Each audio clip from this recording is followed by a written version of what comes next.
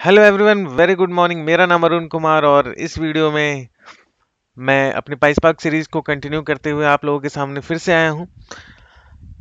जैसा कि आप लोगों को पता है, ये वीडियो सीरीज उन हर लोगों के लिए है जो लोग डेटा इंजीनियरिंग साइड मूव करना चाहते हैं और वो पाइसपाक सीखना चाहते हैं, या फिर वो काम सीखना चाहते हैं, या फिर वो इंटरव्यू क्रैक करना चाहते हैं। हम दोनों पर्सपेक्टिव से इस पूरे वीडियो सीरीज में बात करने वाले हैं। तो आप इस पूरे के पूरे वीडियो सीरीज को काफी ध्यान से देखते रहें, क्योंकि ये वीडियो सीरीज आपके लिए एक पाइस पार्क में गेम चेंजर साबित हो सकता है। ओके, तो हम अपने इस वीडियो सीरीज को कंटिन्यू करते हैं और वहां से कंटिन्यू करते हैं जहां हमने लास्ट सेशन में छोड़ा था। तो लास्ट सेशन में हमने पाइसपार्क के डेटा फ्रेम मैंने पाइसपार्क के डेटा फ्रेम को आपके सामने रखा था। मैंने दिखाया था कि पाइसपार्क का डेटा फ्रेम कैसा होता है। तो अगर आपको याद होगा, तो पाइसपार्क का डेटा फ्रेम एक टेबुलर स्ट्रक्चर में होता है। ये वो डेटा फ्रेम था जो मैंने आपको दिखाया था अपने लास्ट सेशन में। मैं एक बार फिर से ओपन कर देता हूं और इट्स ये थोड़ा टाइम ले रहा है, इसको ओपन होने देता हूं मैं। मीनवाइल, ये मेरा यूट्यूब चैनल है, आप लोगों को पता ही होगा। अगर आप लोग इस चैनल पे वीडियो देख रहे होंगे तो आप इस चैनल पे और भी पाइसपा के जितने सारे वीडियोस हैं आप उसको देख सकते हैं। तो ये नोटबुक ओपन होने में थोड़ा सा टाइम ले रहा है, बट नो वरीज। हम जो है फिर से दूसरा नोटबुक ओपन कर लेंगे, फिर से उसी नोटबुक को। और यहाँ पे ये खुला हुआ है। ओके, तो अगर आपको याद होगा, तो मैंने आपके सामने एक पाइसपार का डेटा फ्रेम बनाया था, जो कि मैंने बोला था एक टैबुलर स्ट्रक्चर में दिखता है। ये कुछ इस तरीके से ये दिखता है पाइसपार का डेटा फ्रेम। और कुछ इस तरीके का दिखता है। और मैंने यहाँ पे आपको डेटा फ्रेम के अंदर डेटा देखने के दो मेथड मैंने बताया था। एक बताया था शो और एक बताया था मैंने डिस्प्ले, अगर आपको याद होगा तो। और मैंने बोला था कि मुझे मुझे ज्यादा डिस्प्ले अच्छा लगता है। इट्स योर पर्सनल चॉइस कि आपको क्या अच्छा लगता है, बट मेरे हिसाब से डिस्प्ले इज मोर बेनिफिशियल। अब हम यहाँ से कंटिन्यू करते हैं। अब हम जानते हैं इस ये डेटा फ्रेम है, ये डेटा है, राइट। एक डेटा इंजीनियर का काम है टिपिकल ईटीएल ऑपरेशन परफॉर्म करना, डेटा को एक्सट्रैक्ट करना, ट्रांसफॉर्म करना और लोड करना। एक्सट्रैक्ट करना, फिर ट्रांसफॉर्म करना, डेटा को यूजफुल फॉर्मेट में लेके आना, डर्टी डेटा को थोड़ा क्लीन करना। तो कुछ इस तरीके का काम होता है, जैसा कि हम सब जानते हैं डेटा इंजीनियर का। तो जो क्लीनिंग होती है और यू कैन से जो ट्रांसफॉर्मेशन होता है डेटा के ऊपर, वो ट्रांसफॉर्मेशन कैसे होता है। ओके, तो अगर आप सीक्वल जानते होंगे, तो पाइसपार्क के अंदर भी कुछ ऐसे फंक्शंस हैं जो सीक्वल की तरह हैं, जिसकी हेल्प से हम लोग जो है डेटा को ट्रांसफॉर्म करते हैं। और डेटा को हम लोग ट्रांसफॉर्म करते हैं और सीक्वल से बहुत कुछ मिलता जुलता है, मतलब वर्क मिलता जुलता है। फंक्शंस अलग हैं, ये पाइथन के एपीआई है जो स्पार्क समझता है। तो कुछ अलग अलग फंक्शंस हैं, जिसका काम जो काम हम सीक्वल से करते हैं वही काम जो है हम पाइसपार्क फंक्शन से मोस्टली करते हैं। डेटा का मैनिपुलेशन, डेटा के ऊपर ट्रांसफॉर्मेशन, डेटा के ऊपर कैलकुलेशन, ये सारा काम हम पाइसपार्क फंक्शन से कर सकते हैं। तो अभी जो है आज मैं आपके सामने दो फंक्शंस को इंट्रोड्यूस करूंगा। और सबसे पहला फंक्शन होगा विथ कॉलम और दूसरा फंक्शन होगा विथ कॉलम रीनेम। ये दोनों फंक्शन क्या है और ये दोनों फंक्शन क्या है और इसको हम कैसे यूज कर सकते हैं, ये भी हम देखेंगे। तो सबसे पहले, ये मेरा क्लस्टर अप एंड रनिंग है और मैंने एक नया नोट बनाया हुआ है, डेटाब्रिक्स कंटिन्यूड। और यहाँ पे मैंने कुछ डेटा लिए हुए, इस डेटा से मैं यहाँ पे कुछ डेटा फ्रेम बना रहा हूँ, उसी तरीके से जैसे मैंने इस लास्ट वीडियो में आपके सामने एक डेटा फ्रेम क्रिएट किया था डेटा को यूज करके। अगर आपको दिखा दूं मैं, तो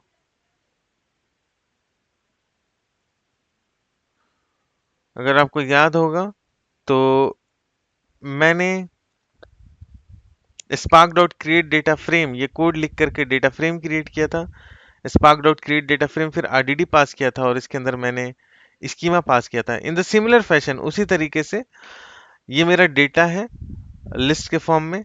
ओके, और ये मेरे कॉलम्स हैं और इसके अंदर spark dot create data frame के अंदर हम डेटा को पास करेंगे और कॉलम्स को पास करेंगे, जो कि स्कीमा कहलाएगा। और मेरा डेटा फ्रेम क्रिएट होगा। मैं इस कोड को रन करता हूँ और आपको दिखाता हूँ कि ये देखो, ये डेटा फ्रेम क्रिएट हो गया। ओके, मैंने तीन डेटा पॉइंट लिए हुए हैं, थ्री रोज हैं इस डेटा फ्रेम के अंदर। अब मैंने बोला आपको कि मैं दो फंक्शन को आपके सामने इंट्रोड्यूस करना चाहता हूँ। एक जो फंक्शन है वो है विथ कॉलम, और दूसरा जो फंक्शन है वो है with column rename, with column renamed. Okay, with column, and another one is with column rename. Okay, with column rename. तो सबसे पहले हम इस विथ कॉलम फंक्शन का यूजेस को देखते हैं। अगर हमें अपने डेटा फ्रेम के अंदर कोई नया कॉलम क्रिएट करना है तो हम हमारे पास उसके लिए ये फंक्शन है विथ कॉलम। हम इस विथ कॉलम फंक्शन की हेल्प से कोई नया कॉलम क्रिएट कर सकते हैं। Okay, now we have something called with column rename. हमारे पास एक दूसरा फंक्शन है जिसको हम कह रहे हैं विथ कॉलम रीनेम। इस विथ कॉलम रीनेम फंक्शन की हेल्प से हम किसी एग्जिस्टिंग कॉलम को रीनेम कर सकते हैं। मैं दिखाता हूं आपको कि कैसे हम कर सकते हैं। ये काफी सिंपल है। ओके, धीरे धीरे करके आप सीखते जाएंगे, तो आप बने रहिए इस पूरे के पूरे वीडियो सीरीज में। और सबसे पहले तो हम विथ कॉलम फंक्शन के बारे में बात करते हैं, और यहाँ पे हम थोड़ा सा इस सेल का नाम दे देते हैं कि इस सेल में मैंने विथ कॉलम फंक्शन बनाया हुआ है, ताकि अच्छा सा एक नोट्स तैयार होते जाए। और ये सारा कोड जो मैं लिखूंगा सब मैं गिटहब पे डाल दूंगा, और सारा का सारा कोड मैं गिटहब पे डाल दूंगा, तो आप मेरे गिटहब से सारा का सारा कोड को पुल कर सकते हो और यूज कर सकते हैं आप। तो ये विथ कॉलम फंक्शन है, और डेटा फ्रेम डीएफ क्रिएट हो गया। डीएफ डेटा फ्रेम के अंदर मेरा ये डेटा है। ओके, ये देख लो आप, डीएफ डेटा फ्रेम के अंदर मेरा ये डेटा है। अब जो है मैं विथ कॉलम फंक्शन को यूज करूंगा, और विथ कॉलम फंक्शन को यूज करने के लिए we have DF dot with column, और विथ कॉलम के बाद इसके अंदर में हम लोग जो है विथ कॉलम, सपोज दैट ये चार कॉलम्स है, right? First name, last name, gender, salary. Suppose that कि हम ये एम्प्लॉयज का टेबल है, एम्प्लॉयज का टेबल है। उस एम्प्लॉय का फर्स्ट नेम क्या है, लास्ट नेम क्या है, उसका जेंडर क्या है, सैलरी क्या है। सपोज दैट हम एम्प्लॉय को कुछ बोनस देना चाहते हैं, ठीक है? बोनस देना चाहते हैं, तो आप कितना बोनस देना चाहते हो? सपोज दैट मैं 50% बोनस देना चाहता हूँ सैलरी का। अभी दुर्गा पूजा आ रहा है, तो दुर्गा पूजा में बोनस मिलता है, तो सैलरी का कितना परसेंट बोनस देना चाहता हूँ? तो सपोज दैट मैं 50% बोनस देना चाहता हूँ, अपने एम्प्लॉयज की सैलरी का 50% बोनस हो।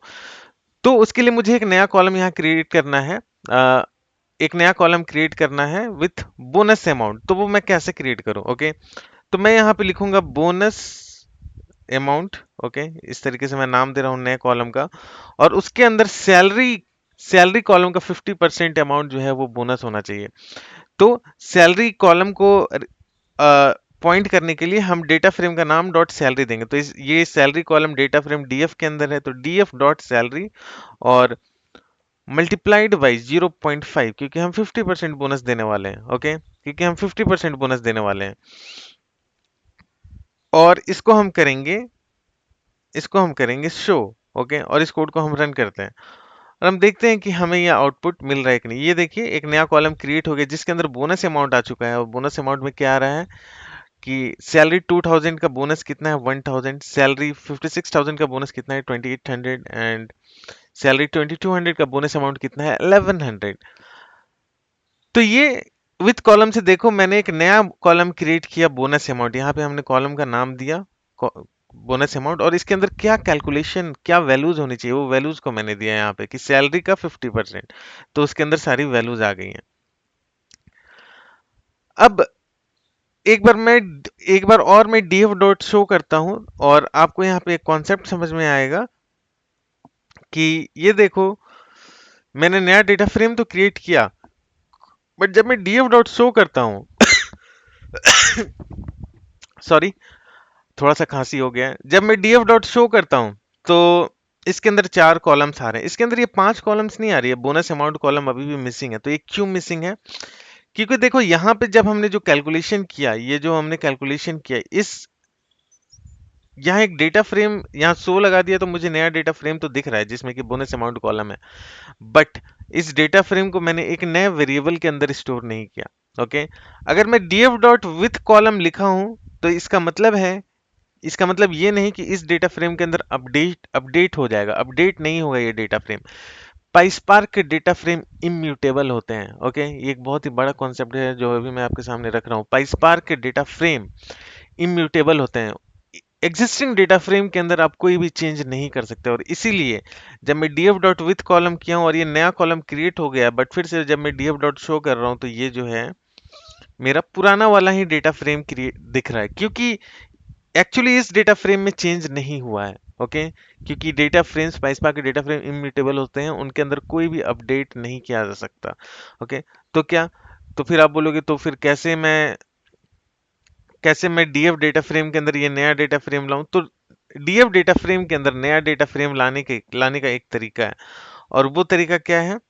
वो तरीका ये है कि हम यहाँ से शो को अभी हटा देते हैं और यहाँ पे हम इस डीएफ के अंदर इसको असाइन कर देते हैं। मतलब जो डीएफ डॉट विथ कॉलम करके एक नया डेटा फ्रेम बनेगा विथ 5 कॉलम्स, जिसमें कि बोनस अमाउंट कॉलम भी रहेगा, वो इस डीएफ डेटा फ्रेम में असाइन हो जाएगा। ओके, वो इस डीएफ डेटा फ्रेम में असाइन हो जाएगा। तो अब जो है मैं इस कोड को रन करता हूँ, एक बार शुरू से रन कर देते हैं इस कोड को। ओके, अब देखिएगा कि उसके अंदर जो है मैंने डेटा फ्रेम क्रिएट किया, डेटा फ्रेम के अंदर का डेटा को मैंने देखा। अब मैं क्या कर रहा हूँ, अब यहाँ पे फिर से मैं एक नया क्रिएट बोनस अमाउंट क्रिएट कर रहा हूँ, और बोनस अमाउंट क्रिएट करने के बाद इस नए डेटा फ्रेम डीएफ को मैं असाइन कर दे रहा हूँ। मैंने असाइन किया और यहाँ पे शो किया मैंने, और देखिए यहाँ पे अब जो है 5 कॉलम्स मुझे दिख रहे हैं। अगर अभी आपको क्लियर नहीं हुआ है पिक्चर तो डोंट वरी, थोड़ी देर में और may be with in next few videos ये पिक्चर क्लियर हो जाएगा कि मैं क्या कर रहा, मैंने यहाँ पे क्या किया, क्यों डेटा अपडेट नहीं हुआ, क्या है इम्यूटेबिलिटी। ये सारा पिक्चर धीरे धीरे करके क्लियर होगा, लेकिन आप बने रहिए वीडियो में, क्योंकि मैं बहुत ही अच्छे अच्छे कॉन्सेप्ट आप लोगों को बताने वाला हूँ। तो अब ये नया कॉलम क्रिएट हो गया। अब आप बोलोगे कि नहीं अरुण, एक मिस्टेक हो गया, ये बोनस अमाउंट जो है ये actually bonus amount column name नहीं होना चाहिए था। बोनस अमाउंट वन, हम दो बार बोनस देना चाहते हैं, bonus amount one and bonus amount two. तो इसको बोनस अमाउंट वन बना दो, ये बोनस अमाउंट है, ये मिस्टेक हो गया, इसको बोनस अमाउंट वन बना दो और एक और नया कॉलम जोड़ो with name bonus amount two, जिसमें कि 30% बोनस मिलेगा। ओके, जिसमें कि 30% बोनस मिलेगा। तो वो हम कैसे करेंगे? ओके, तो वो करने के लिए हम कुछ नहीं करेंगे, हम बस यहाँ पे आएंगे और यू कैन से हम डेटा फ्रेम का नाम लिखते हैं। ये डीएफ डेटा फ्रेम के अंदर ये पूरा का पूरा डेटा फ्रेम है, राइट? तो डीएफ डेटा फ्रेम का नाम लिखते हैं और यहाँ पे हम लिखते हैं with column renamed. With column renamed हम लिखते हैं, और विथ कॉलम रीनेम्ड के अंदर हम देते हैं विथ कॉलम रीनेम्ड के अंदर हम देते हैं सबसे पहले पुराना नाम। तो इस नाम को हमें चेंज करना है, तो पहले मैं ये नाम दिया। ओके, बोनस अमाउंट, और इसको किससे चेंज करना है? तो इसको चेंज करना है मुझे बोनस अमाउंट वन से। ओके, बोनस अमाउंट वन से चेंज करना है, तो मैंने ये कर दिया, और चेंज नेम को मैंने एक नए डेटा फ्रेम डीएफ में स्टोर कर दिया। ठीक है, अब मैं इसको रन करता हूँ, और मैं यहाँ करता हूँ डीएफ डॉट शो,